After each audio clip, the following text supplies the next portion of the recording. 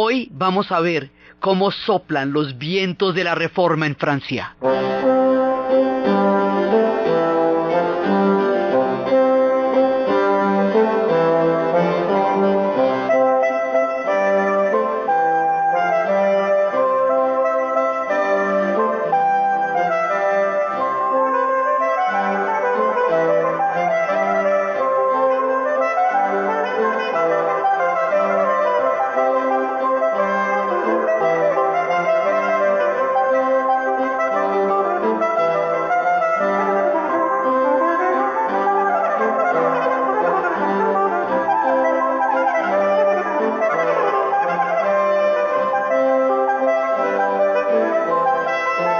La vez pasada estábamos viendo cómo el movimiento de la Reforma sacude a Europa. Es su epicentro, como surge en Alemania, a partir de Lutero, aunque ya antes lo había enunciado Wycliffe y muerto por eso John Hughes en Praga, pero es Lutero a partir de la imprenta y de las 90 tesis el que lo va a convertir en un movimiento de alcance europeo, y cómo a la extrema de la doctrina de Lutero está la doctrina de Jean Calvino, y cómo Calvino, al escribirlo en francés, lo hace asequible a la lengua de los protagonistas de nuestra historia de Francia, y cómo va a tomar Ginebra como epicentro y la va a llamar la Nueva Jerusalén, la Roma reformada, y cómo estos vientos se van esparciendo por toda Europa, y cómo Inglaterra, al convertirse Enrique VIII en la iglesia anglicana y en romper con el Papa, es como una grieta, haga de cuenta como un terremoto gigantesco que así como los terremotos abren el pavimento y quedan unos abismos entre un lado y otro de la tierra, así la Reforma divide Europa. La divide de una manera pavorosa, y esto va a durar mucho tiempo en repararse. Y el mundo quedó dividido de todas maneras.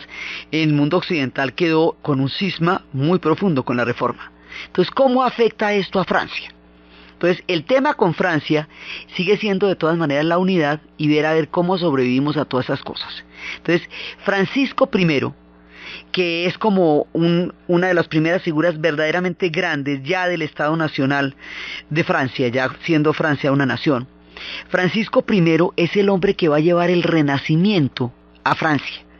Para él es muy importante porque acuérdense que las cosas están sucediendo simultáneamente.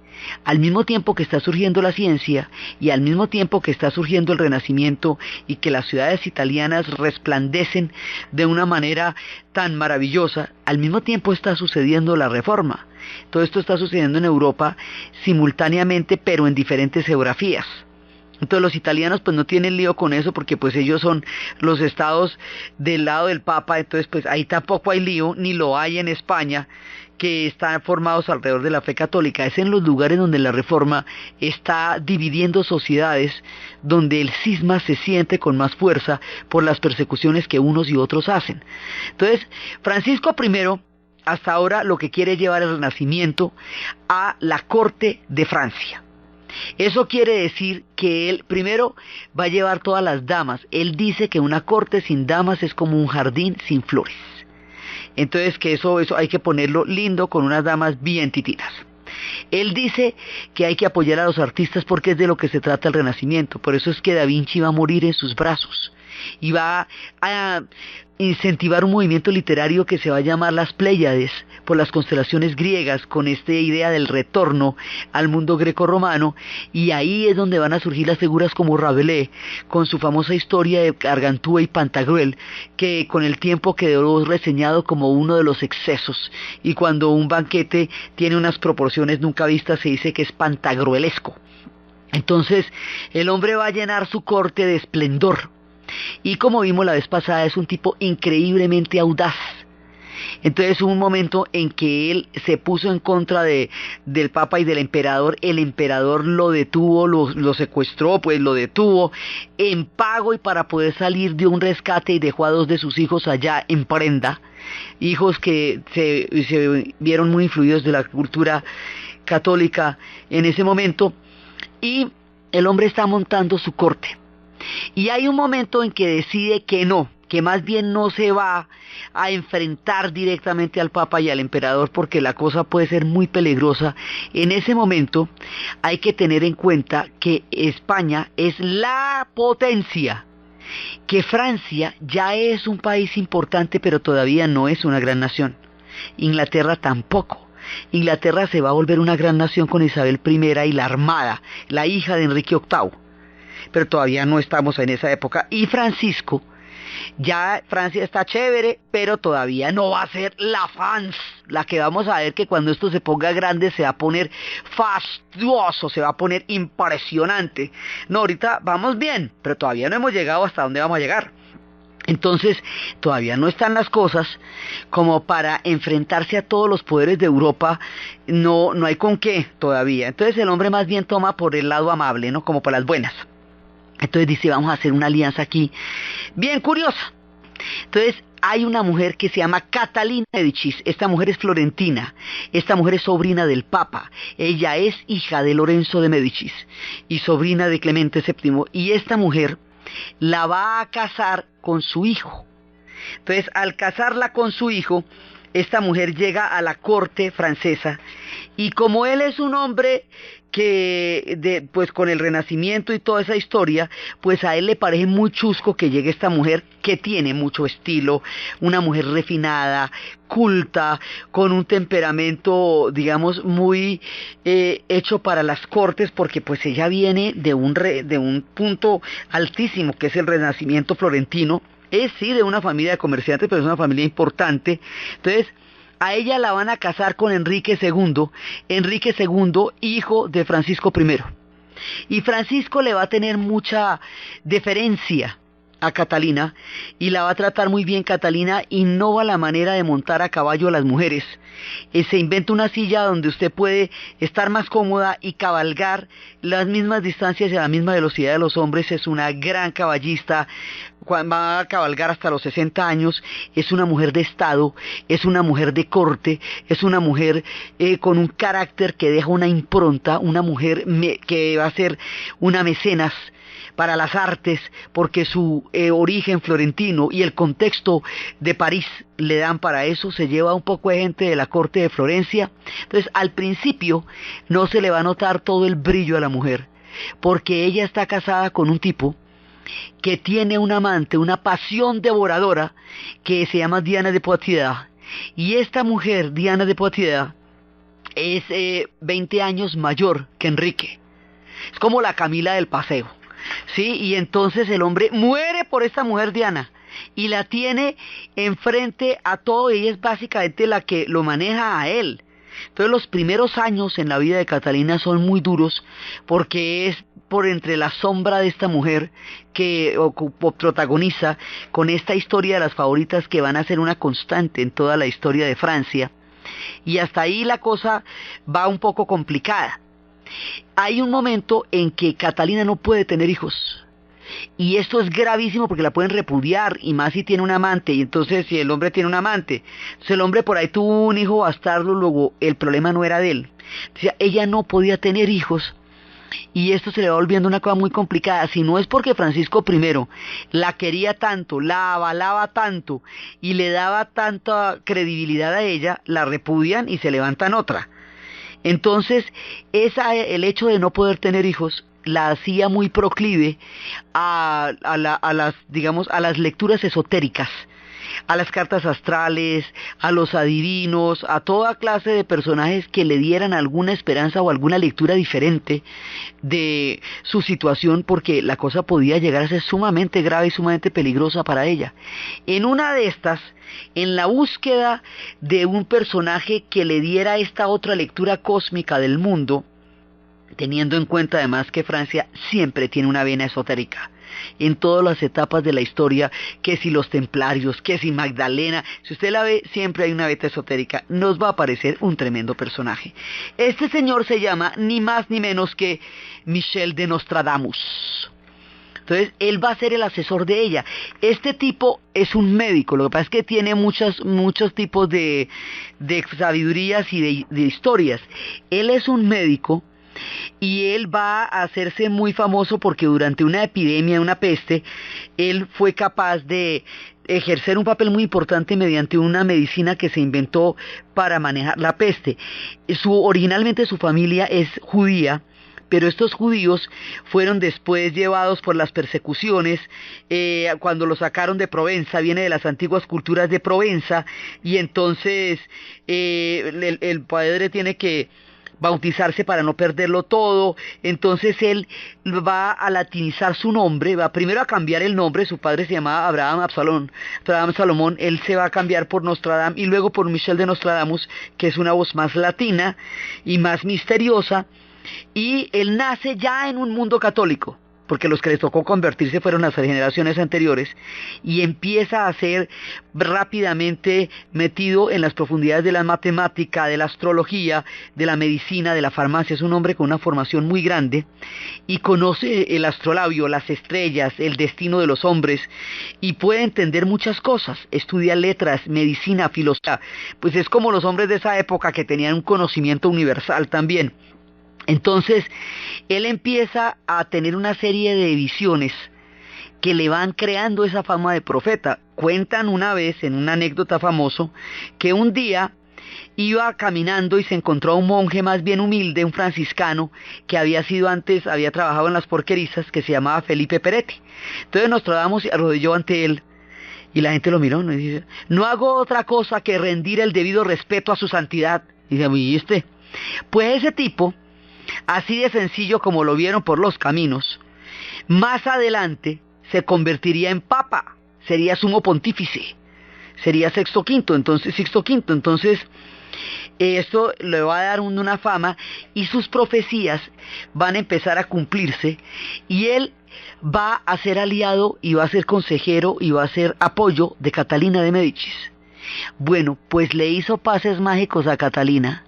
Dicen que le dio un remedio por allá bien raro, y esta mujer, que no había podido tener hijos después de bastantes años de matrimonio, lo que la ponía en inminente peligro, de un momento a otro empieza a concebir, porque a ella le habían dicho los astrólogos que iba a ser hija y madre de reyes, y ella no veía hijos por ninguna parte. Pues va a tener 10, ni que le hubieran hecho pues un tratamiento de fertilidad, ¿sí? Va a tener 10 hijos, y de sus hijos 3 van a ser reyes.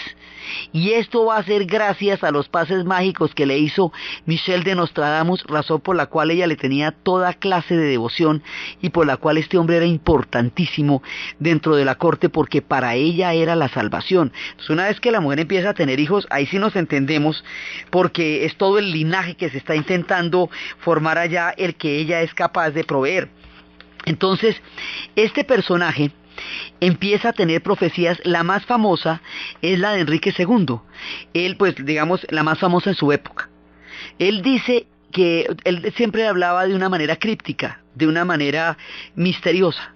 Entonces decía que el león joven que el león viejo iba a morir a manos del león joven a través de una lanza en el ojo. Entonces a Enrique II le da, como a los reyes de esa época, por hacer un torneo. Los torneos ya no se usaban como armas de guerra, sino como deportes.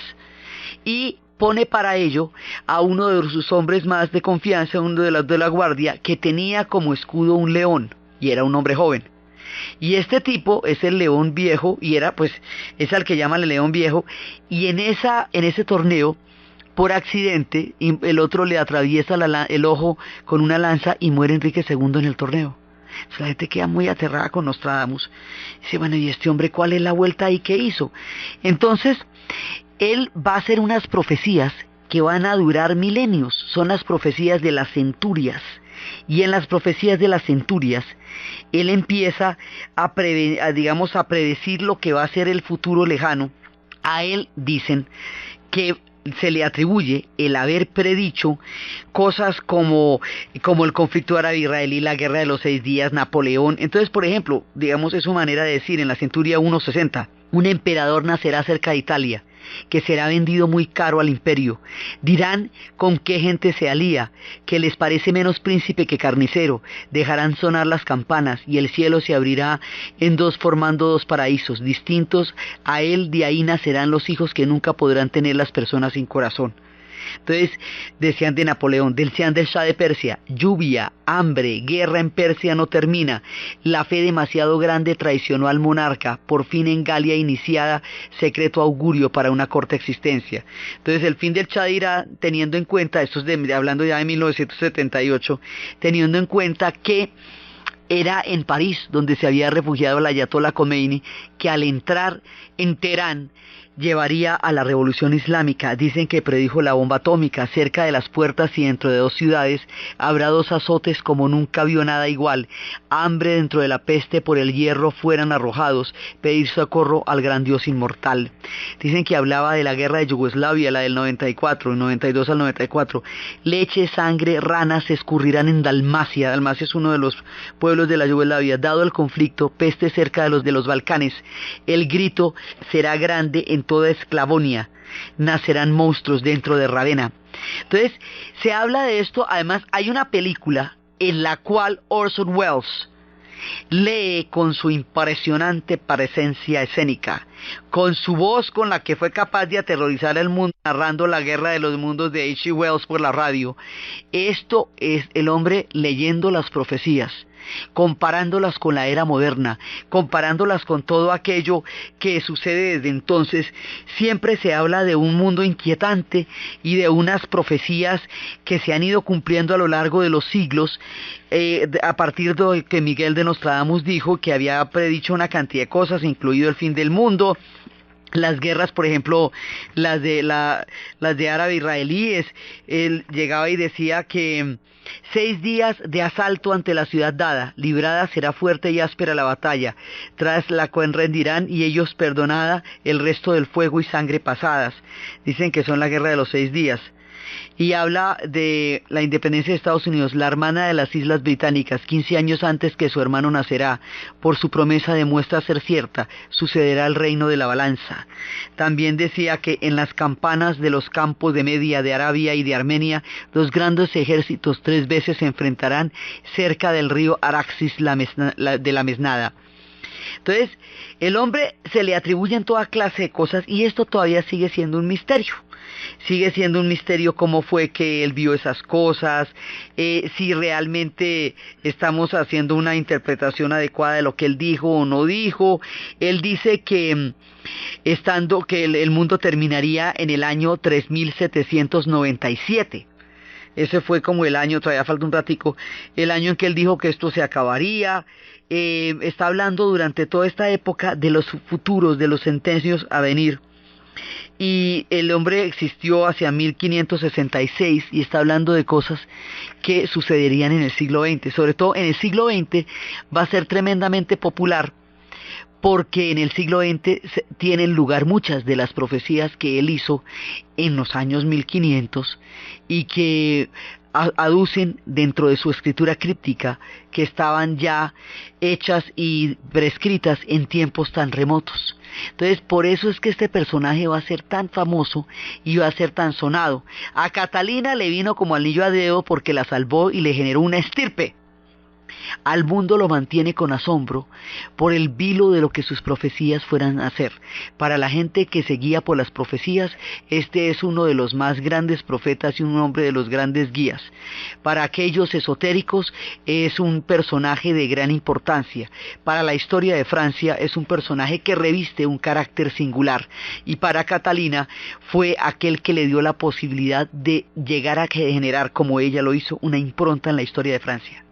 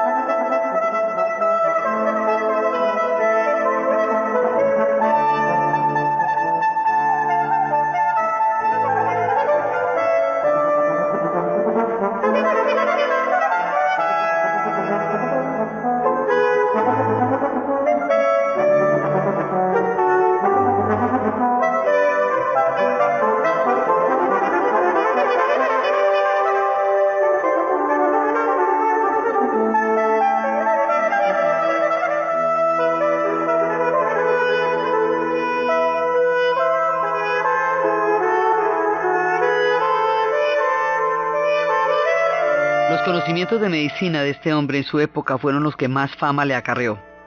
Entonces, las cosas van así, pero el tiempo de Catalina va a llegar es cuando efectivamente, según la profecía por él descrito, Enrique II muere en el torneo. Cuando Enrique II muere en el torneo, ella va a gobernar en realidad, no directamente, estamos en Francia, la ley sálica sigue aplicando, pero resulta que sus hijos van a ser muy pequeños cuando él muere, y entonces eso le va a dar a ella la regencia. Entonces el primero que va a gobernar, pues que va a heredar el trono, es Francisco II, ¿sí? Y este personaje está chiquito en esa época, primero es Francisco, luego es Carlos IX y finalmente es Enrique III. Entonces, este personaje tiene 15 años, o sea que ella es la regente. Cuando ella es la regente, entonces en ese momento ella entra a protagonizar la historia de Francia, porque está regentando a su hijo que está muy pequeño. Y ahí se va a ver metida en unas tensiones tan supremamente fuertes, porque resulta que la reforma en Francia sí es religiosa, sí es teológica, como en general la reforma lo es, pero va a adquirir un carácter político importantísimo y va a generar unas fuerzas de polarización muy grandes que va a llevar a 8 guerras. Entonces, ella va a tener que lidiar una Francia polarizada entre católicos y protestantes, que se van a convertir en partidos políticos. Entonces va a haber un partido católico, y ese partido católico va a estar encabezado por el conde de Guisa, y el conde de Guisa es un personaje muy fuerte porque, digamos, son esos personajes que, siendo usted una regente, se la pueden tragar viva si usted no se pone las pilas. Entonces este personaje va a ser, digamos, como un núcleo central, y si bien ella es católica y si bien ella lo necesita de aliado, también le teme, porque es un tipo que de una ambición desmedida, que puede en un momento dado llegar, pues ellos en un momento dado casi que convocaron los estados generales para cuestionar la autoridad del rey cuando uno de sus hijos gobierne. O sea, un personaje muy peligroso. Eventualmente lo van a matar porque es mucho el poder que él va a tener. Aquí para adelante van a matar a todo el mundo. O sea, es cuando la historia se hace particularmente sangrienta en este periodo de Francia. Estas sociedades pasaron tiempos de muy sanguinarios antes de convertirse en estados de derecho y en estados titinos y todo como son hoy día. Corrían la sangre por todos lados acá, venenos de todo, intrigas, conspiraciones, por un lado. Por el otro lado, el partido protestante está encabezado por un tipo que se llama Coligny y que también polariza, y ella tiene que estar en la mitad de los dos, tratando de lidiar con un hijo que todavía no da pie con bola, tratando de lidiar estas fuerzas. Entonces ella es una estratega, ella hace toda clase de artimañas en el poder. Hay una leyenda negra que le atribuye muchos venenos, un papel casi como el de Livia, la de Yo Claudio. Hay además, más adelante, Alejandro Dumas y otros grandes personajes de la literatura francesa van a tomar este periodo como una fuente inagotable de temas de la novela histórica, cuando los franceses en la literatura se vayan a volver todo lo grandes que serán, han sido y son, porque ellos van a dar una literatura verdaderamente universal. El movimiento de las Pléyades, que había empezado Francisco I, tenía como intención empezar a desarrollar una literatura que fuera tan grande como las mejores literaturas de Europa, y él empezó una semilla que con el tiempo daría los frutos más eximios, que es la gran literatura de Francia. Ya después, en la época de los románticos, en el siglo XIX, estos periodos van a ser muy importantes porque van a ser temas centrales de las grandes novelas. Entonces Catalina está viendo a ver cómo le hace a semejante cantidad de líos. Entre sus 10 hijos están Francisco II, está Enrique III, está Carlos IX, está la reina Margot y está la reina Isabel. Reina Isabel va a reinar en Inglaterra, pero ella después va a morir en el parto, y Margot va a ser otro personaje que también va a tener todo un papel en esta historia. Entonces Catalina está viendo cómo hacemos las cosas aquí. Pero hay un problema, hay 4 ciudades que les han sido dadas a los protestantes. Ellos están, en esas ciudades ellos mandan, una es La Rochelle, ¿sí? Porque La Rochelle era ese pedacito de enclave inglés que nos había quedado cuando resolvimos el tema con Inglaterra, nos había quedado una franja, ¿sí? Ontres Cognac, Ontres Montauban. Estas ciudades van a tener mucha autonomía, son La Rochelle, Montauban, La Charité, Cognac. Entonces, los protestantes van a proclamar que en estas ciudades ellos son autónomos, porque ellos desconocen la autoridad del rey. Y eso usted no lo puede hacer porque ahí estamos hablando de la unidad de Francia. Y la unidad de Francia va a primar por encima de todo. Entonces, usted tiene que buscar una nación profundamente dividida para que no se le rompa, teniendo en cuenta que como esto es un movimiento transnacional, ¿sí? Entonces usted puede meterse en líos con todos los demás pueblos protestantes o se termina enfrentando a España. O sea, esto es una situación sumamente delicada para ella, sobre todo porque la reforma en los pueblos que ya son estados nacionales amenaza su unidad. En Alemania no existe, son principados. Si unos principados van a ser protestantes y otros van a ser católicos, como todavía no son un estado nacional, pues simplemente cada cual coge por su lado. En Suiza todavía tampoco, no hay problema, pero es que en Inglaterra y en Francia sí, porque esos son estados nacionales. En España no, porque España toda es católica. Pero aquí, si la mitad de la población o una parte sustancial de la población se vuelve protestante, es decir, hugonotes, y están aliados con Inglaterra, y están aliados con Holanda, y están aliados con los Países Bajos y todo eso, aquí se me puede armar un lío muy grande.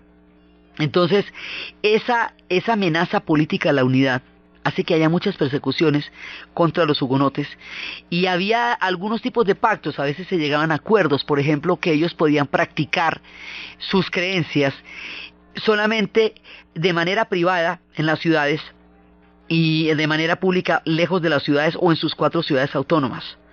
Es decir, sin ir a ser muy vistosos. Los hugonotes, los protestantes se visten de negro, totalmente de negro, con unos vestidos muy altos que después se convertirán en la manera como ellos siempre van a estar ataviados, y uno lo va a ver en personajes y lugares tan lejanos como en la película del piano, por allá en Nueva Zelanda uno los va a ver todos vestidos de negro en los lugares más calientes del planeta, ¿no? Bueno, pues en esa época estamos en el Renacimiento, los escotes de las mujeres les dejan casi todo el pecho descubierto y los hombros, y sus faldas son llenas de colorido. Entonces el Renacimiento es una época de un esplendor, de un colorido, de una moda. Esta austeridad con que se visten los protestantes es provocadora, porque es muy, digamos, es un contraste que marca un tipo de violencia, si se quiere, textil en Francia, porque los franceses son no, son mucho más frescos que eso, son mucho más rumberos, y estos son puritanos. Entonces no va bien con el carácter francés esta manera como los protestantes en ese momento se visten, resulta provocador. Entonces aquí ya hay una cantidad de guerras que ha habido, de confrontaciones, de enfrentamientos. Entonces se va a hacer una maniobra política de alta envergadura para ver cómo se logra un acuerdo. Porque resulta que los protestantes son partidarios de sacar la guerra de Francia, pero enfrentarse con España. Entonces están insistiéndole a la reina que les permita más bien ir a pelear con los Países Bajos. Los Países Bajos, lo que hoy son Holanda, Bélgica y Luxemburgo, estaban en una pelea contra la España católica. Ellos van a ser protestantes, y esta pelea va a hacer que España nunca les pueda ganar, nunca. Es como el Vietnam de los españoles. Alguna vez habíamos hablado que era tanto el odio que se va a producir entre estos pueblos, que cuando un niño no se porta bien en Holanda, en la Navidad dicen que va a llegar Pedro el Español y le quita los regalos. Entonces, ¿cómo era?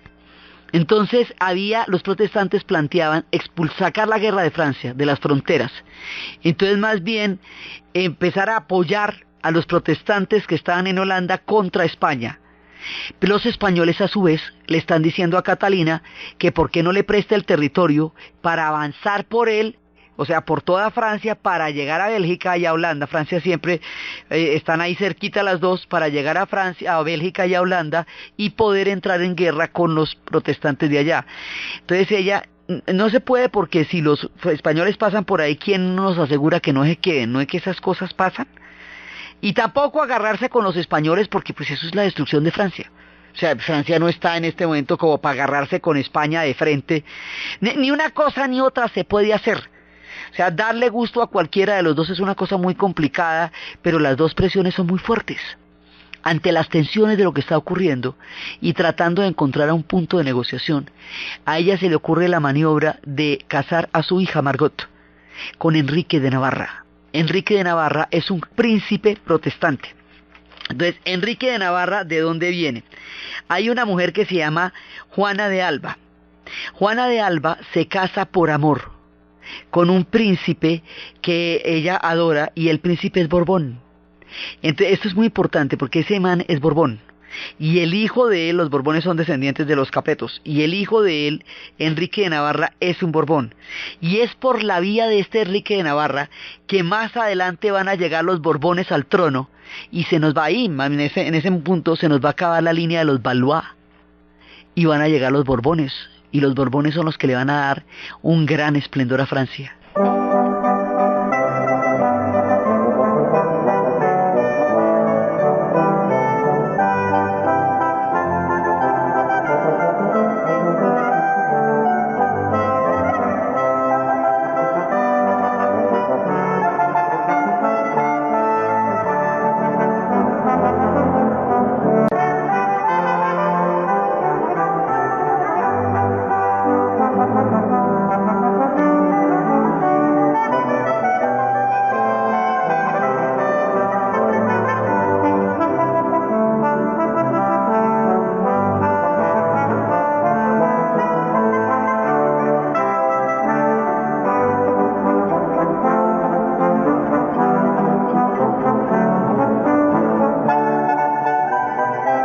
Entonces ella va a tratar de encontrar un camino medio. Las cosas son muy difíciles.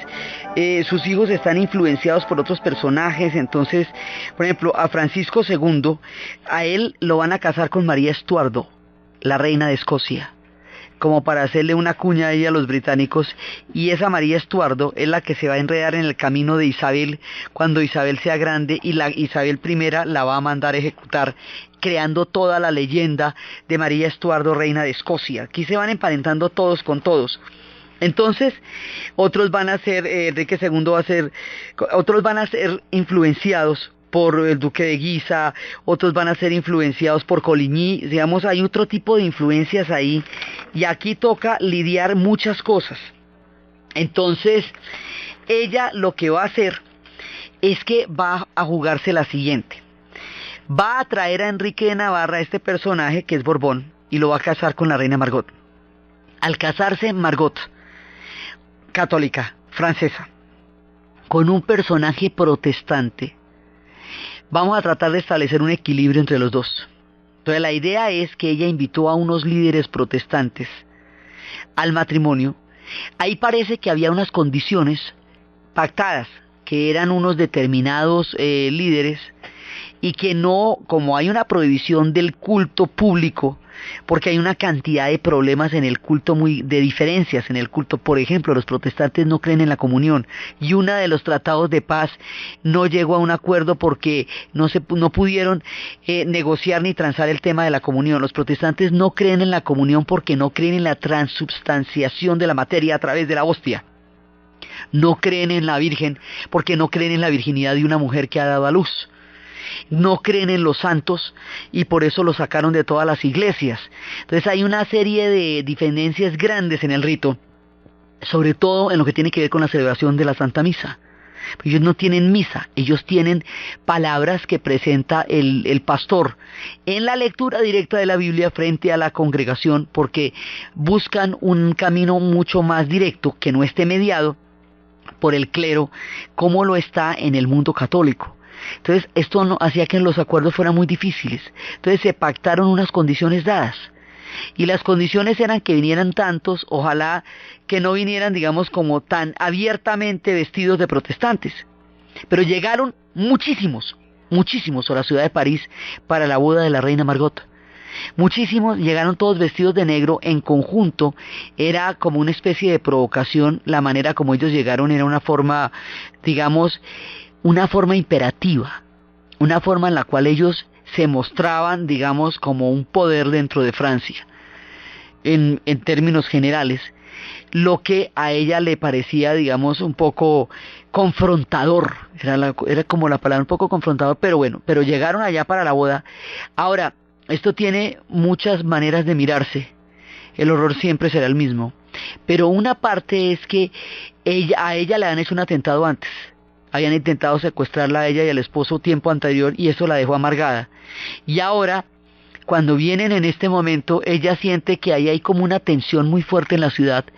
Ella siente que no puede permitir que las pretensiones de los hugonotes se lleven a cabo porque una guerra con España es el fin de Francia. Entonces van a tomar una decisión política. Y por el otro lado, el duque de Guisa pues es un hombre que está presionando fuertísimo contra los protestantes porque es furiosamente católico. Por el otro lado, Coligny es furiosamente protestante. Entonces ahí hay muchas fuerzas. El asunto es que, interprételo como quiera que ellos lo hicieron, que si llegaron de manera provocadora, que eran miles en lugar de los líderes, que todos estaban vestidos de negro por las calles de París. Bueno, lo que usted quiera. El asunto fue que ellos fueron invitados a la boda de la reina Margot para establecer un tipo de paz a través de ese matrimonio. Y cuando estaban allá, en la noche, empezaron a sonar las campanas y ordenan la matanza de los protestantes, de los hugonotes. Y esta matanza estamos hablando de 2000 la primera noche. Y fuera de toda la onda que se extiende de lo que va a pasar fuera de los muros de París, los protestantes van a ser asesinados por los católicos bajo las órdenes reales. Ella ordenó la matanza de tantos y los otros se entusiasmaron, y la desproporción de esto lo convierte en uno de los episodios más aterradores en la historia de Francia. 6.000 hugonotes fueron asesinados en lo que se conoce como la matanza de San Bartolomé, uno de los episodios más tenebrosos de la historia de Francia y de la historia de toda la época, porque es que esto sí no tiene antecedentes, pues una cosa de esas. Ellos fueron invitados a la boda, y estando en la boda los mataron a todos. Pero esto fue una masacre, haga de cuenta como si hubiera pasado una peste por París. Haga de cuenta esas imágenes donde están metiendo los cadáveres en cantidades de carromatos para llevarlos a las fosas comunes, pero no morían por la peste, sino asesinados por los católicos en uno de los momentos más agresivos, violentos y escabrosos de toda la protesta y de toda la violencia religiosa que se desató durante la Reforma. Entonces la Reforma, que no tiene su epicentro en Francia, que no era particularmente un tema de ellos, porque esos eran temas de los pueblos alemanes y de los pueblos ingleses, allá va a tener uno de sus episodios más sanguinarios y terribles, y esto es uno de los capítulos de los más oscuros en la historia de la Europa moderna, la matanza de San Bartolomé.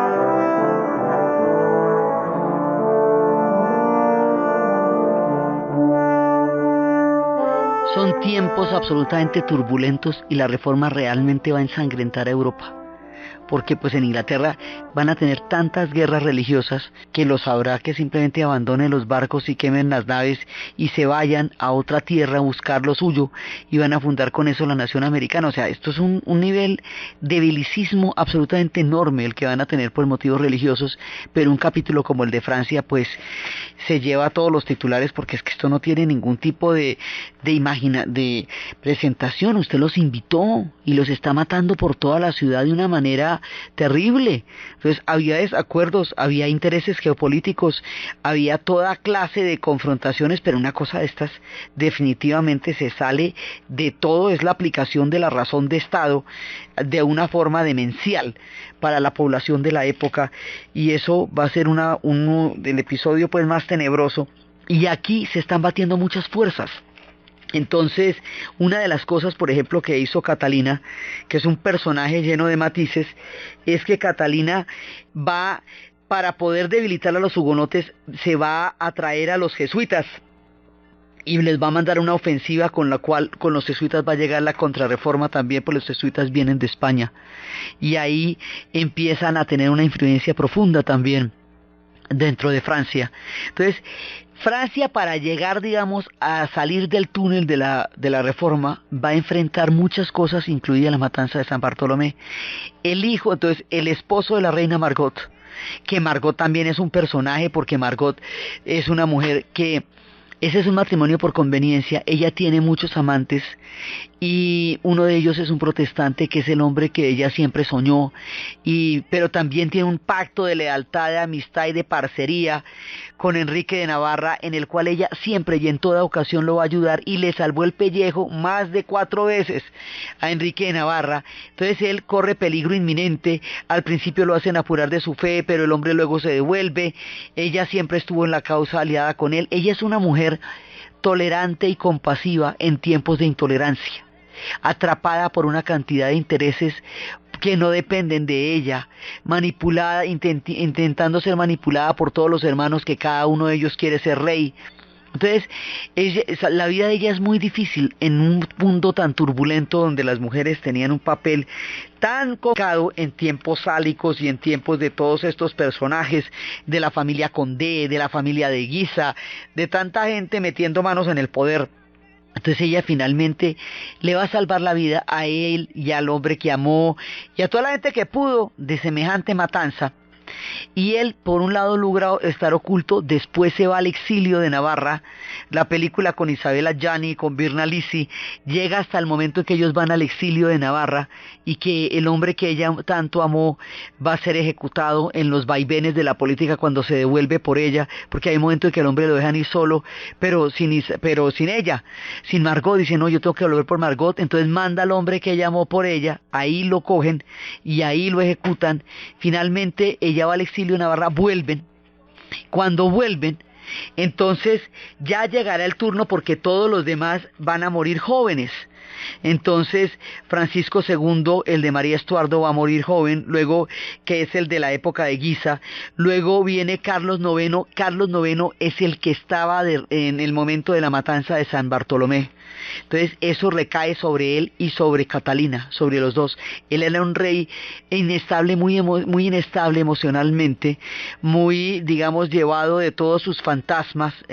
Sobre él había influido muchísimo Coligny, pero este hombre es el que va a estar ahí al frente en el momento de la matanza de San Bartolomé, junto con la mamá, con Catalina, que pues es todo un personaje. Además, Catalina, teniendo todos estos alcances, cuando muere su esposo, ella no va a matar a Diana Poitiers, pudiendo hacerlo con la uña chiquita. Simplemente le pide las joyas y el castillo. O sea, se dice que ella nunca hizo nada personal, que todo lo hacía en nombre del Estado. Por eso es que la comparan con Livia, la de Yo Claudio, porque ella decía que nunca hizo crímenes a título personal, sino siempre en nombre del Estado.